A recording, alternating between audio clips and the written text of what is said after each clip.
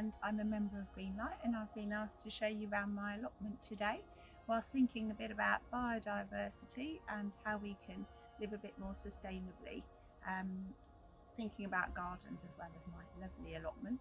So I'm wearing my eBay outfit today. A lot of my clothes come from eBay. It's just a way of just being a bit more sustainable and only buying what we need to.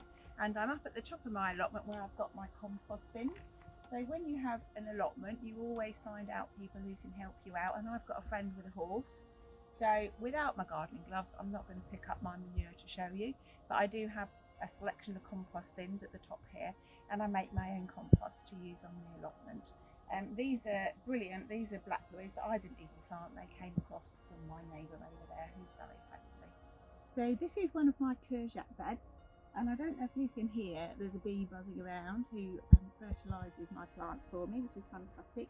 I love growing things you can't buy in the shops. So these are a courgette called Zephyr, and as you can see, they've got a green tip and most of it's yellow, so I find that quite exciting. There's also some ants on it. Now, we're all for biodiversity. These are biting ants and I don't like them, but when they're under the soil they do help to turn over the soil, and they are part of wildlife, and God created them for some reason.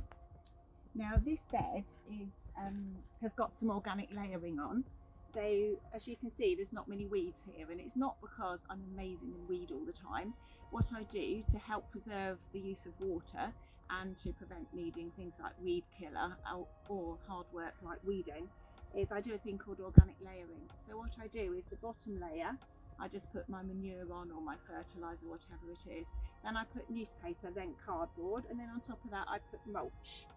And can you come close up and have a look? So you can see that the cardboard's beginning to rot down here, and there's the mulch on top of it.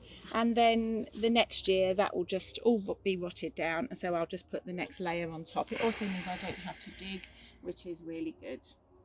And it's extra fertiliser for the soil, having all the layers.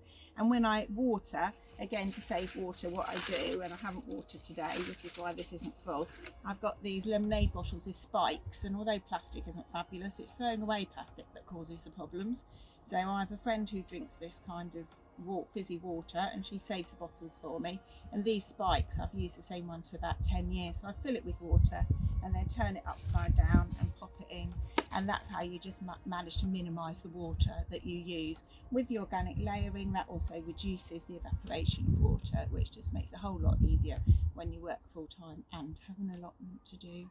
So the reason I'm showing you this bed, although the broad beans are pretty much finished and the plants are dying off, you can see I've planted some marigolds here, and that's called companion planting.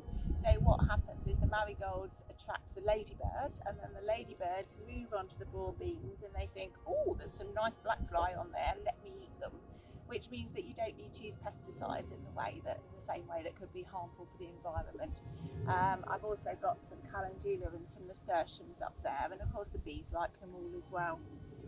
With these broad beans, one of the things I do to fertilise the soil without having to use artificial fertilisers is I'm just going to cut them at the base. Oh, there's a bean there. I need to pick the last beans. I'll cut them at the base and I'll leave the roots in, and the roots are full of nitrogen, and so over the winter the roots will rot down and they will fertilise the soil as well.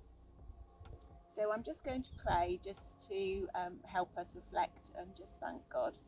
Lord God, we thank you so much for your creation, and we thank you of the blessing of an allotment and the blessing of our gardens and the wildlife in it. I pray that you will help us to think thoughtfully about what we should be using and not be greedy with the things that your world provides us for, that we'll reuse things where we can and just do our little bit. Amen.